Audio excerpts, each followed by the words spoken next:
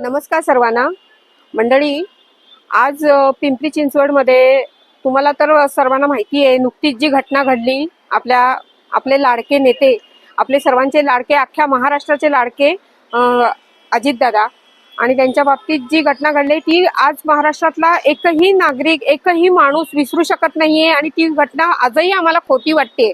आणि त्याच दृष्टीने आज इथे पिंपरीमध्ये पिंपरी चिंचवडच्या नागरिकांसाठी अस्थि दर्शन ठेवलेलं होतं.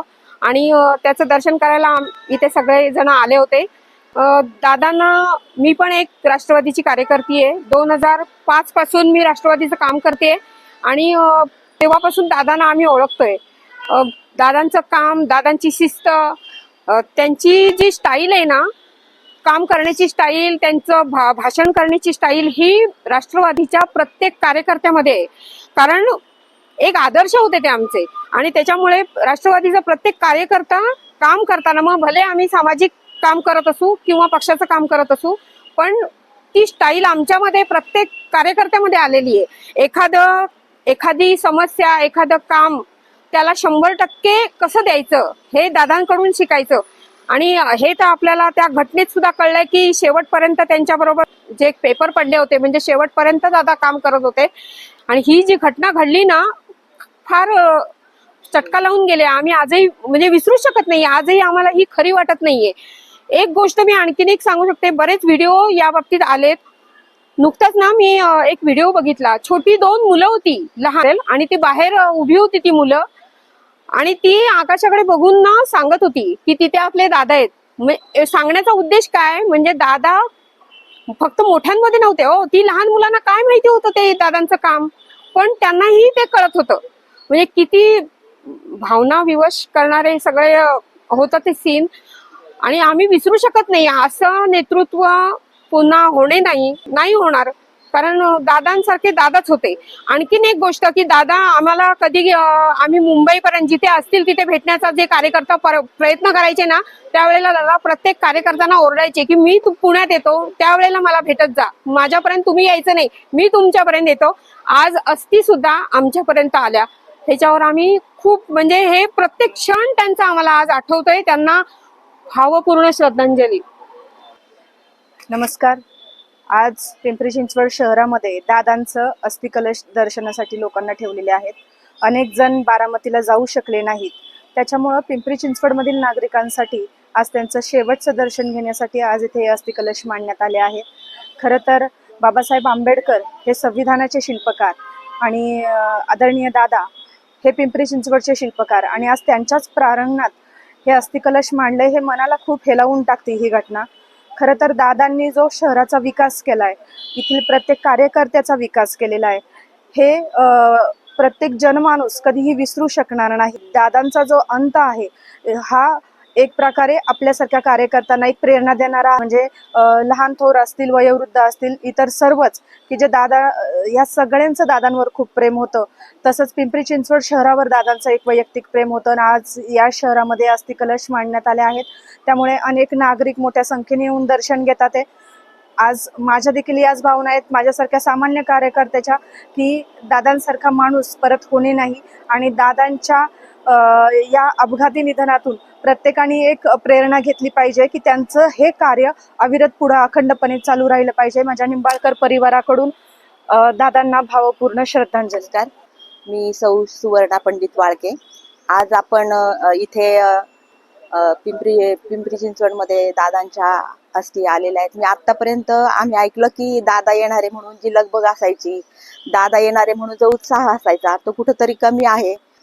दादांनी केलेलं काम पिंपरी चिंचवड मधलं, दादांनी कधी बोलून नाही दाखवलं की मी हे केलं, मी ते केलं. पण आज त्यांच्या जाण्यानंतर आम्हाला सर्वसामान्य लोकांना हे कळून येतंय की दादांचं कार्य किती महान होतं, आणि दादांनी किती मोठं कार्य की पिंपरी चिंचवडसाठी केलंय, मोठं स्वप्न पिंपरी चिंचवडसाठी केलंय, पाहिलंय. आणि त्या स्वप्नांचं आता प्रत्येकाने जोमाने दादांचं स्वप्न पूर्ण करण्यासाठी प्रयत्न केला पाहिजे, हीच खरी दादांना भावपूर्ण श्रद्धांजली ठरेल. नमस्कार. दादाला मी आता पहिलं पक्षाचंच काम करायचे. माझं नाव देवी थोरात, खराडवाडीत राहते मी.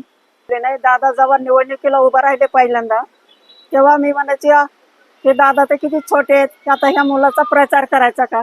पहिलं पक्षाचा करायचे ते आता हे दादा निवडणुकीला उभं राहिलेत पहिल्यांदा. आणि छोटेच दिसायचे लहान मुलासारखा चेहरा फिरा. मी म्हणायचं आता आता एवढ्या मुलाचा छोट्या मुलाचा प्रचार करायचा का. बरं ग्रामीण भागात फिरायचो आम्ही असं पक्षाचं काम केलं पण माझी दादाकडे मी कधीच तक्रार नाही. आम्ही गाई वासरापासून पक्ष. आता तर मी घरामध्ये 3 दिवस बाहेरच निघाले ना. मी घरातच रडत होते. मी संगीता शिवाजी खरात राहणार महात्मा फुले नगर पिंपरी चिंचवड. किती वर्षापूर्वी तुम्ही पक्षाचं काम 99 पासून मी काम करते राष्ट्रवादीचं. आणि ही बातमी जेव्हा कळली हा दादांना तुम्ही ओळखताय? दादाला मी 99 पासून आम्ही तिथल्याच म्हणतात का नाही जिथल्या चिंचा तिथल्याच बोरी तसं त्या प्रकारचं आम्ही आहोत. दादांबरोबर सुरुवातीपासून दादांबरोबर आहोत. मला सांगवाला दादांची बातमी कळाल्याबरोबर आम्ही बारामतीला मी चालत गेली तिथून त्या पेन्सिल चौकातून. बस नव्हती काय नव्हती. मला कळल्याबरोबर मला भावना आवरणच ना मला घरी सुद्धा राहू वाटत नव्हतं. इतकं मला हे झालं होतं. बारामती आहे. मी माझं माहेर फलटण आहे पण बारामतीत माझी बहीण वगैरे सगळी नातेवाईक आहेत. त्याच्या ह्यानं मी तिथं गेली आणि म्हटलं मला काहीतरी तिथनं जाण्यासाठी सुविधा होईल म्हणून मी ह्या आशाने मी गेली. दादांपर्यंत पोहोचली मी. पण मला एवढं सांगायचं की दादा गेले आम्हाला पोरकं केलं. दादा म्हणजे महाराष्ट्राचाच नव्हे तर सगळ्या गोरगरीब जनतेचा एक अन्नदाता होता. आणि वाघ गेला वाघ. दादा गेल्याचं एवढं आम्हाला अजिबात आम्हाला विसर पडणार नाही.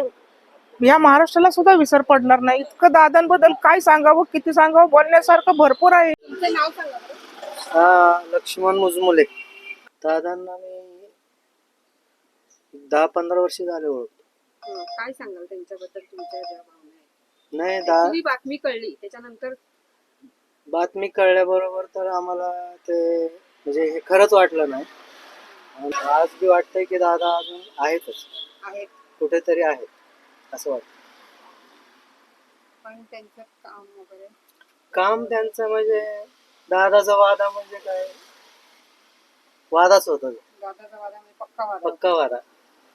सर्वसामान्यांचा माणूस.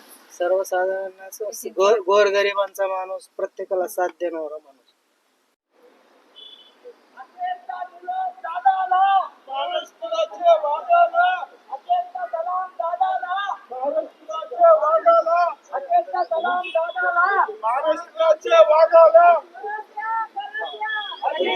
परत या.